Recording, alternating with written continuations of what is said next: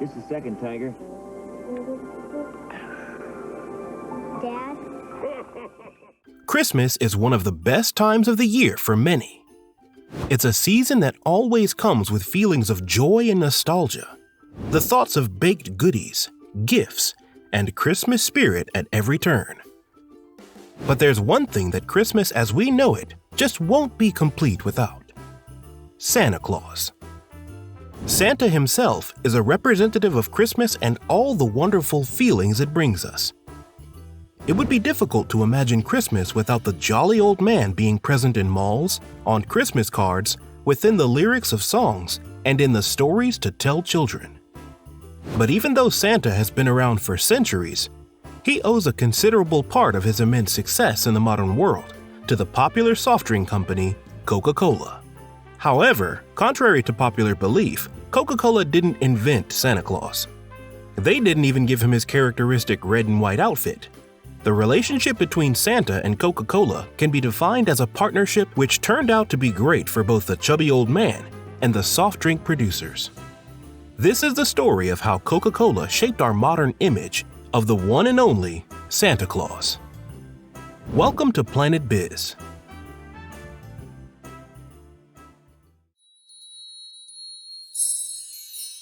The Santa we know and love today is a product of several different influences from different cultures around the world, and at different points in history. But the origin of Santa can be traced back to a religious figure named Saint Nicholas, who lived over 1,000 years ago. He was a Greek bishop of a village called Myra, which is in present-day Turkey. Saint Nicholas was a popular man who was known for his generosity towards the poor. He had inherited a fortune from his parents and used it to help the less privileged and to give children gifts. According to popular accounts, he once paid the dowries of 3 young women whose family had become impoverished. In those days, a woman's family had to offer something of value to the prospective groom before she could get married. But because these women did not have anything to offer as a dowry, they would have to become prostitutes to earn a living. When St. Nicholas heard of the situation that this family was in, he took a bag of gold and tossed it into their house through the window. The bag landed in a stocking which was placed near the fireplace to dry. Sounds familiar, right? He did this on 3 separate nights, dropping a bag of gold for each of the women to use as a dowry. In the Middle Ages, St. Nicholas Day was celebrated in his honor on the 6th of December. During the celebrations, gifts would be given to children in memory of the generosity of the saint. Over time, this custom of gift-giving was incorporated into Christmas. But St. Nicholas maintained his popular position of being the bearer of gifts. The gift-giving figure of St. Nicholas was particularly widespread in the Netherlands, where they would celebrate the feast of Sint-Nicolaas, the Dutch variant of St. Nicholas, on the 6th of December by leaving gifts for their children. Of course, the children will believe that the generous saint had paid them a visit and brought them the gifts. The saint was commonly depicted as an elderly man with a long and full white beard who wore a long, red cape and a bishop's attire. The story of Sint-Nicolaas traveled all the way from Europe to the Dutch colony of New Amsterdam, which is now known as New York City. A Dutch intellectual named Washington Irving, who lived in New York, published a book containing satirical adaptations of some Dutch stories and traditions. In his book, one of the characters in the stories was Sinterklaas, who was an adaptation of Sint-Nicolaas.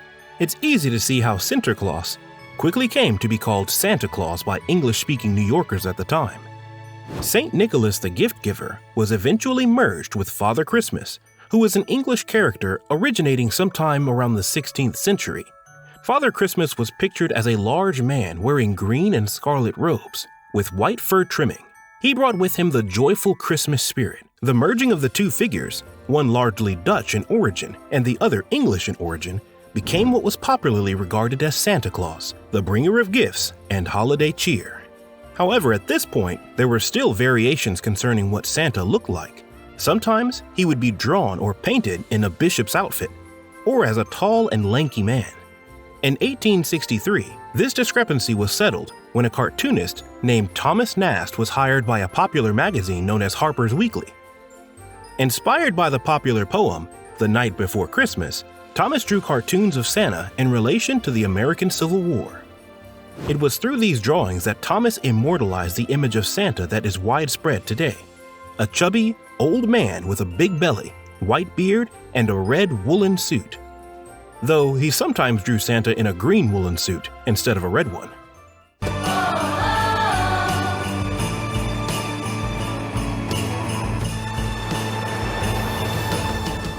For about 40 years, Nash dished out these holiday drawings.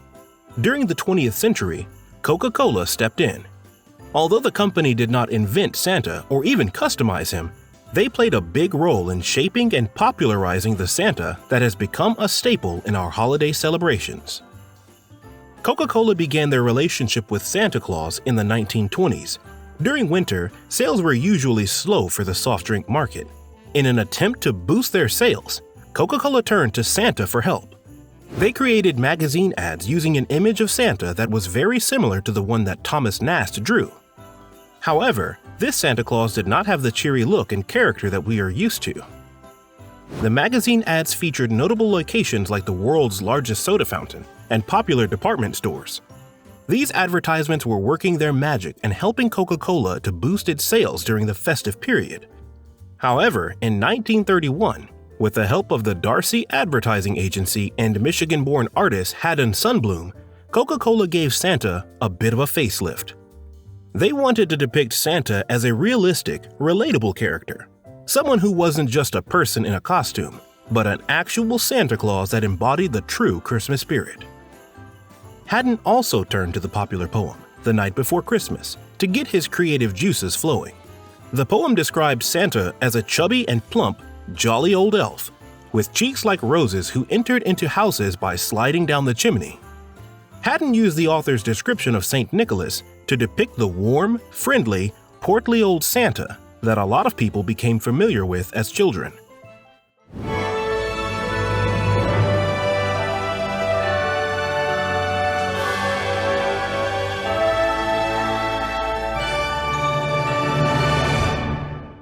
The images of Santa that Haddon drew pictured Santa holding Coke bottles, drinking Coke, and receiving bottles of Cokes as gifts.